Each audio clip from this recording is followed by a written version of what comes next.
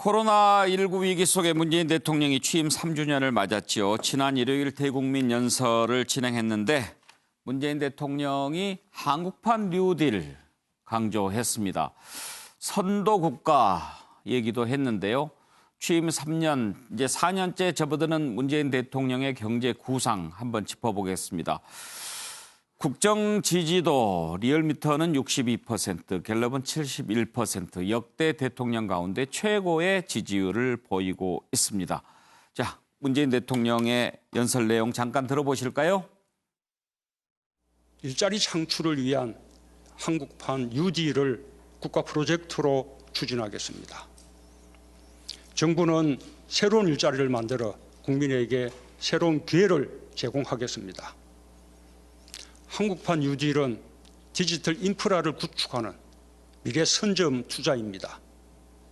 5G 인프라 조기 구축과 데이터를 수집, 축적, 활용하는 데이터 인프라 구축을 국가적 사업으로 추진하겠습니다. 의료, 교육, 유통 등 비대면 산업을 집중 육성하고 도시와 산단, 도로와 교통망, 노후 SOC 등 국가 기반 시설에 인공지능과 디지털 기술을 결합하여 스마트화하는 대규모 일자리 창출 사업도 적극 전개하겠습니다.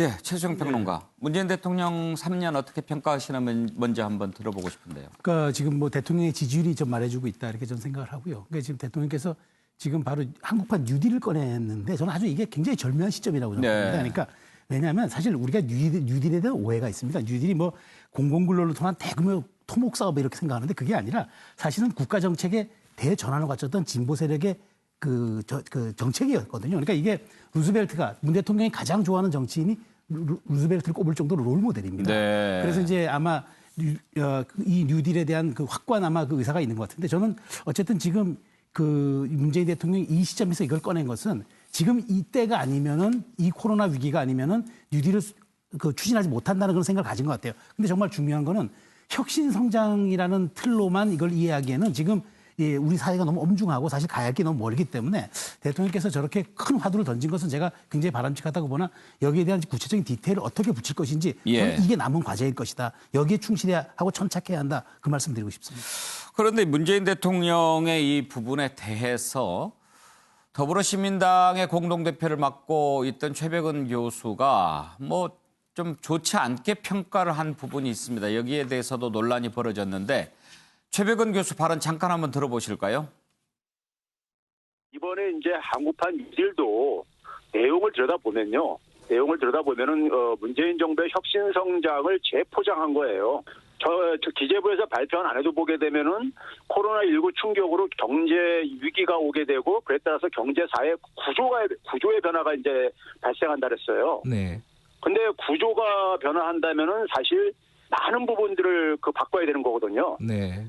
교육 방식부터 해가지고 그러니까 제도라든가 법 이런 것들을 바꿔야 되는데 이번에 보게 되면 주로 인프라와 관련되어지는 뭐 디지털 인프라와 관련된 이런 이제 초점을 맞춘다는 점에서 기존에 그러니까는 역대 정부들이 소위 노무현 정부 때부터 소위 10대 산업 육성이라든가 뭐 17개 뭐 19개 계속 이렇게 미래 산업 신성장 동력선을 육성하는 거하고 저는 근본적인 차이가 안 보입니다. 정 교수, 문재인 대통령은 일단 그게 아니다라고 오늘 또 국무회의에서 밝혔는데요. 맞습니다. 그러니까 근데 아마 최백은 더불어시민당 대표 입장에서는 이번에 나온 뉴딜 정책 자체가 어떻게 보면 좀 관료적 발상에 좀 거치고 있는 것이 아닐까. 좀 더 혁신적이고 근본적인 변화를 위한 가감한 시도가 부족했다고 판단을 하고 있는 것 같습니다. 저는 그것보다 더 중요한 부분은 결국은 이러한 부분들을 밀고 나가는 데 있어서 국민의 동의, 야당의 협조 이것이 더 중요하신 것이 아닐까 생각이 듭니다.